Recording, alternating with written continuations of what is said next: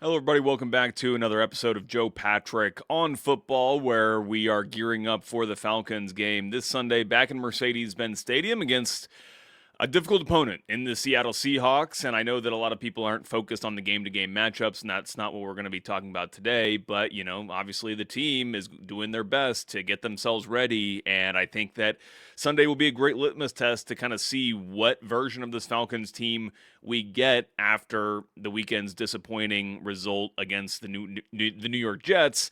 That again, not it's not official yet, but any slim chance they had of making the playoffs is obviously out the window with that loss against the Jets. And so now, what kind of team shows up? And I say that to say, like, it's not like the team didn't show up against the Jets; they just didn't make the plays that they needed to make. But I do wonder if the team will continue to show up. Sometimes in given years, I don't want to accuse teams of intentionally tanking their seasons, but we know that that's a thing, right? When you have the possibility to have a top pick, you see teams just really slide at the end of the year. Now, that's not obviously not the case with this Falcons team, and that's something we're going to talk about and focus on today's show.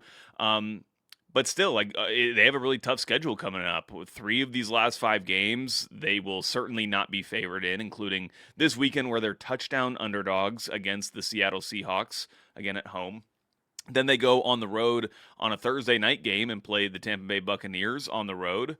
Maybe the only thing helping them in that one is that they'll be back in their throwback uniforms, which would be good to see. But other than that, I mean, that's a obviously very difficult game. And then they have a Monday Night Football game currently on the docket against the Los Angeles Rams for the second to last game of the season, again at home.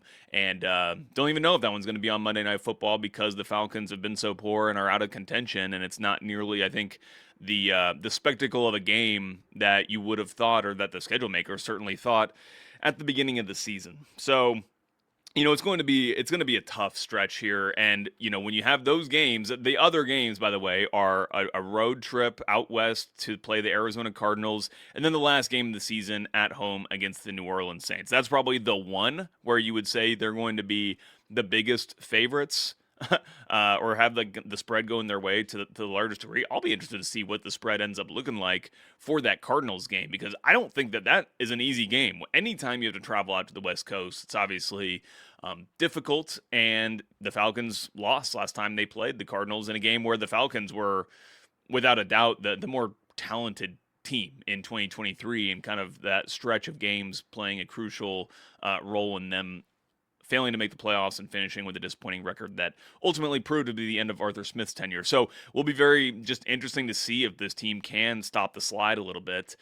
I did catch somebody on Twitter the other day kind of saying, like, what's the morale like? And I would describe it as, it's not like, it's just like there's a natural depression that happens when you know that you're not going to make the playoffs, that you're not going to achieve the objectives that you set out for yourself at the beginning of the year. However, having said that, it's still not like tanking. It's not like, again, like they have quality professionals in that locker room, and I don't think that they're going to quit on the season. But it will be interesting. So what does that say about the morale? Like, again, it's not good. It's never good this time of year when you're in the position the Falcons are at 4-8. But it's not like the locker room's like silent. And have seen it like that, or at various times over the past few years. And just having been in the locker room on Wednesday, it was still lively. There was still a lot of action happening with teammates interacting with each other and things like that. So I would just say, on that sense, it's positive. But obviously, you're going to have the negative effects of just the way that the season is gone. So something that I know Josh Kendall wrote about for The Athletic, and the focus of today's show is going to be kind of looking back on this trade that the Falcons made. And this is certainly not going to be the last time that we talk about it. In fact, if anything, it's only going to become more of a talking point over the course of the offseason. But the trade that the Falcons made to trade away this year's coming first-round pick and select James Pearce Jr. And by the way, it really gets swept under the rug that the Falcons also got that third-round pick in last year's draft as well, that they were able to use to ultimately select Xavier Watts, who is a bona fide starter for this team. And so because you got that, you got basically a starting caliber player with that pick, and you get James Pearce Jr., who we're seeing now this year is proving to be pretty much as good as you would have hoped for him coming in and being able to be a productive player, and what that signals for his career going forward. I think it's really, really good. And the Falcons have already kind of sent this signal out, and I think a lot of fans are also on board with this, which is that we're happy with the trade still, even though it looks terrible on the algorithm. I forget what it's called. But basically the one that the teams use to kind of determine the value of various picks and how that changes. It looks terrible in that regard, like an all-time bad trade actually. And I think that is definitely like not taking everything into account with why the Falcons made this pick. Because listen, like they had such a gap or such a hole in that pass rush coming into this season that they knew they needed fixing, and that is probably not, we can't say it's the most important part of a football team, because the most important part is the quarterback, no question about it. But it's second most important, and it's certainly the most important aspect of having a dangerous defense that then contributes to the overall success of the football team, because of the positions that it can put your offense in when you're able to get strip sacks and force 3-and-outs through that pass rush that everything centers around, that sets the team up for success. It's such a crucial part of a successful team, and it's just been lacking for the Falcons for the better part of the last 2 decades. So certainly understand why they went into last year's draft feeling like this is our moment, especially when they'd invested so many resources in the quarterback position, which you can have criticisms for them, legitimate criticisms for all the resources that they did devote there that allowed them not to really spend in certain ways in free agency that would have addressed this pass rush. So instead of using free agent dollars like a lot of teams normally would, they again moved this coming year's first round pick up to last year's draft, and that's the way that they were able to kind of plow the resources, the capital, into addressing this area of need for the team. And Jalon Walker and James Pearce Jr. have really been hits, honestly, and I've been actually most impressed with Jalon Walker. Like, he is everything you could ask for on and off the field. I would say the only kind of mark against him at this point has just been the availability. He did miss time in training camp, and then that groin issue that he was having in training camp did extend into the season a little bit. They caused him to miss a few games, but outside of that, whenever he has played, he's been a difference maker for this team. And on top of it, he's a true 3-down player. Like, he is better than I thought he would be as a pass rusher, but he's also just really stout against the run. He is showing some versatility. Jeff Ulbrich, the defensive coordinator, is moving him around at times. He's not a fully off-ball linebacker. I can't remember when the coaching staff would have said this, but like they want him moving forward, and it's like I believe that actually they were talking about Divine Diablo, and maybe extrapolated it out to Jalon Walker, but they're talking about Divine Diablo's kind of superpowers, his ability to move backwards from that linebacker position and cover spaces. And that's not something that I don't think they'll ever really want Jalon Walker doing a lot of, but I think that obviously, just as the athlete that he is, the football player that he's shown himself to be, both at the pro level and the college level, he has that ability to do some of those things that allow the defense to be more versatile, but that it also just allows him to be on the field more often. And he's been great against the run. Just couldn't be more impressed with him as a player so far this season.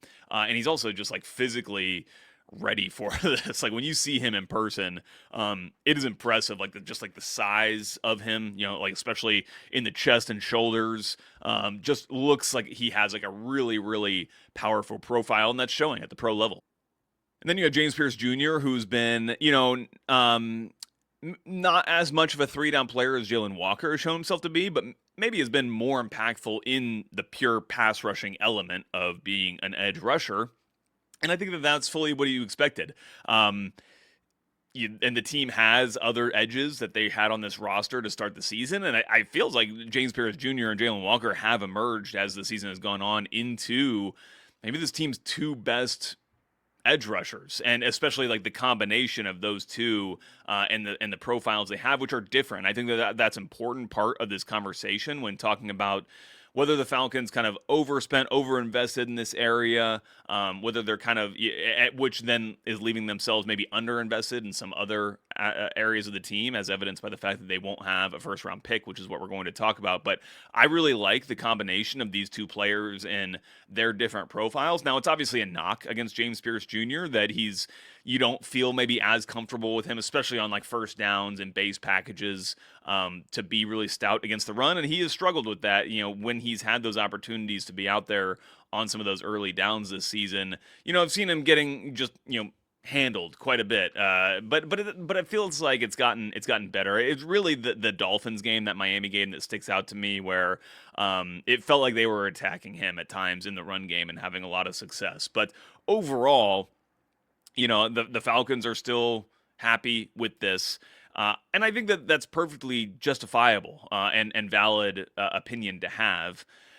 I would say that I think some of the downsides of having traded that pick are being overlooked a little bit. And I don't want to kind of project onto anybody, but my initial reaction when I see some of the takes and some of like the immediate hitbacks at the criticisms of the trade. First of all, I think some of the criticisms, that a lot of them that we see from national media, are a little over the top because, again, they're not taking into account some of the things we've just talked about. But I do think that some people are having a bit. It's almost like it's an emotional reaction to not feel so kind of hurt by not having your first round pick and not being able to cover some of these holes you have in the future. But there's this immediate reaction. It's like, no, this is a great trade.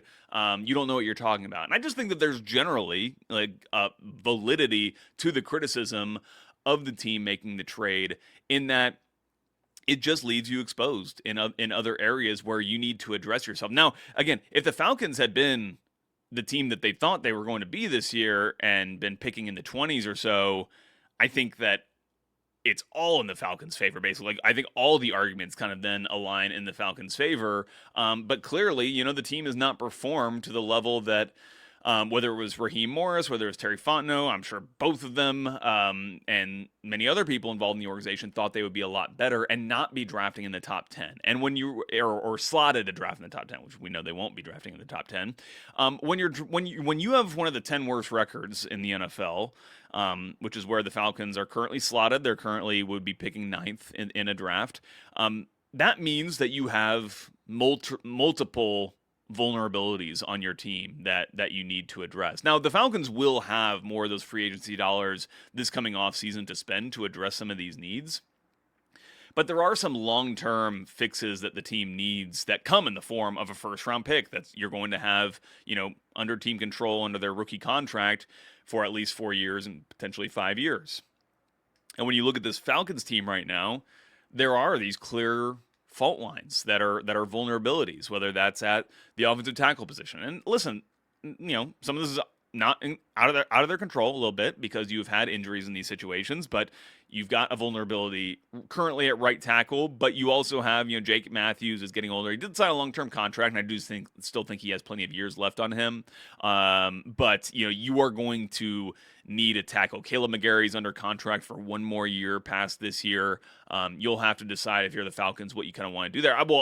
There's not really that much of a decision to be made because they don't have this pick, but in my opinion, if they had a first-round pick, I would strongly, I think that they would go for an offensive tackle. I've kind of felt like they were going to be going for offensive tackles here, maybe even last year as well, even though they obviously needed the pass rush. But at that time, we didn't know what Caleb McGarry's future looked like, and that seemed like a vulnerability. But and so you've got, a couple top offensive tackles in this draft. Spencer Fontenot, offensive tackle from Utah, and I'm going to butcher these names because I haven't really studied the draft class all that much. Caden Proctor, an offensive tackle from Alabama as well. These are players, you're not going to be able to take swings on, that are going to be gone most likely by the time the Falcons do ultimately draft in this coming draft. And there's some other really quality names. Caleb Downs. I'm going by off of the Athletics, Dane Brugler, his mock draft that he had in the Athletic that is just up. So I'm just using names from after where the Falcons are slotted to draft at 9. And by the way, the Rams are, Brugler does have the Rams going with Spencer Fontenot, that offensive tackle from Utah, in the Falcons slot. But yeah, so I mentioned Caden Proctor as the other offensive tackle option. If you did want to potentially move off of Jesse Bates and maybe trade him to get some assets for him. Caleb Downs is available in Dane Brugler's mock draft. At least he has Downs going at 10. He's a very versatile safety, kind of in a similar mold, frankly, as a Jesse Bates, which could be a really good piece to pair with Xavier Watts. You have a couple defensive tackles. That's David Onyemata, probably not on this team next year. You could use a big body on the interior. Peter Woods, a defensive tackle out of Clemson, or Caden McDonald, the all Big Ten defensive tackle out of Ohio State. Dane Brugler has going as first-round picks a little bit later. Linebacker has been, a problem area for this team. And again, even though there are players in these positions right now, like Jesse Bates at safety, in this case, Caden Ellis at linebacker, maybe, there would be potentially be an option for the team to draft, Sonny Styles, linebacker from Ohio State, C.J. Allen, linebacker from the University of Georgia, and potentially, trying to get younger at that position and maybe free up some space so you won't have to sign one of these players, whether that's a Jesse Bates or a Caden Ellis, to a big contract. Not to say that those guys don't deserve it, or the Falcons wouldn't be comfortable doing that, because they're like two of the top pros, and certainly some of the guys I have the most respect for on the team. But these are always options you got to kind of keep open for yourself. And then ultimately, Dane Brugler has the Falcons taking wide receiver, what's his name from Alabama, Jeremy Bernard.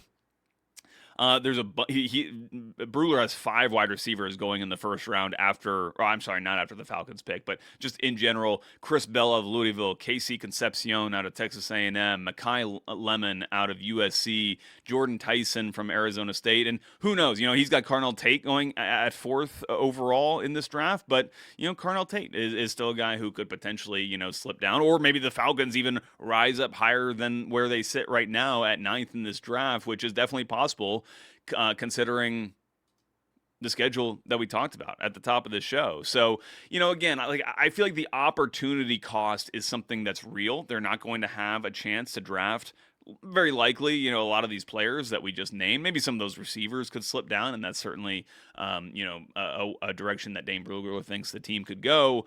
But, an offensive tackle is a position that you really have to spend premium picks on, especially in the modern NFL, where offensive linemen do not come in nearly as developed as they may have a decade or two ago, because of the way the college game is kind of schemed up. They're not having to really kind of, pass protect like you traditionally pass protect in the NFL, because you've got so many little quick screens and RPOs that happen at the college ranks. That is a position where you really need to spend kind of first round draft capital in order to make sure you're really solid there. So just want to kind of throw it out there. Again, it's not that I'm like totally against, in hindsight, the Falcons making this trade. In fact, I still think I'm relatively for it, just because it does solve a massive problem. I just think that, it's worth considering some of these things. And the other part about it is, and it's really, really hard to project this far out, but like when you do get around, these guys, Jalon Walker and James Pearce Jr., are going to be on like the same contract cycle. So like they're going to be up. Obviously, their rookie deals are going to be up at the same time. And those are going to be massive costs for the team in order to make sure that they have the capital to put into those players in their contracts if they want to keep them around. If they're both hitting, do you just plow second contracts into both those guys? I would assume so. But you never know. And again, it's so far out, it's hard to see like what the team dynamics are at that point, and where the team may need help tactically in certain positions. But there are just some complications that come with kind of addressing the position in the way they did. But I want to go back to something just like really quickly, again, to give the Falcons credit. I do credit Terry Fontenot for looking at that draft and saying, there are a lot of pass rushers in this draft. We should go after them. Like there's no rule that says we have to wait around for next year to get our next pass rusher. And frankly, when I look at the names of pass rushers, and certainly some of these guys will really start to make, waves as the Senior Bowl comes and like video clips come out from that. Obviously the Combine always creates, pre-draft stars with the numbers that they put up. But from the looks of it right now, I mean, like it feels to me like James Pearce Jr., especially if we want to, focus in on him since he was the player who was traded for, he seems to me like the best pass rusher in this current class right now. Dane Brugler has the top edge rusher going fifth to the Tennessee Titans in a trade, which is Keldrick Falk from Auburn. So, James Pearce Jr. was his stock actually probably slipped a little bit when the Falcons got him. Maybe got him a little bit of a discount compared to where he was maybe projected the year prior. So you still got good value there, still got a good player there, but it is going to cause some complications, not complications that can't be worked around. And certainly you would hope that for whatever complications do arise, maybe on the cap sheet or whatever, you're also going to get the value from those players on the field in terms of the production they give you, the way that they put the team in position to be successful. But if you don't get the other pieces right, on the team, then you're not going to have the success. And that's exactly what's happened this year, where the team thought that they had the pieces in place to be a division champion, be in the playoffs, be picking in the mid-20s, and that certainly has not proven to be the case. So we'll leave it there. Just something to kind of chew on and think about as we go forward, because let's be honest, like the games, we can only talk about them so much, really. Like since we know the fate of this Falcons team, it's harder to kind of really get invested in, the matchups and, what the injury report means for this team and who's going to be called up. Like, that's all a little bit too in the weeds even for me at this point. So thank you guys so much for listening. Let me know what you think about the draft class in the comments below. What positions you think that this Falcons team needs to be addressing, especially since they don't have that first pick. That second pick is going to be super valuable for them, that second round pick. Like, what position do they target there? What's most important? I think the prioritization in that respect is going to be emphasized even more this year since they don't have that first round pick. So let me know. If you are just listening to this in podcast form, you can comment and interact with the show a little bit more. If you watch us on YouTube, that's on 92.9 The Game's YouTube channel. Just hit subscribe there, click like on this video, and then you'll probably just start to get more of these episodes popping into your feed through the algorithm more and more. And if you are watching us on YouTube and you do want to get us on podcast form, just search Joe Patrick on football, wherever you get your podcasts, or on the Odyssey app. So with that, we'll leave it there and talk to you guys next time.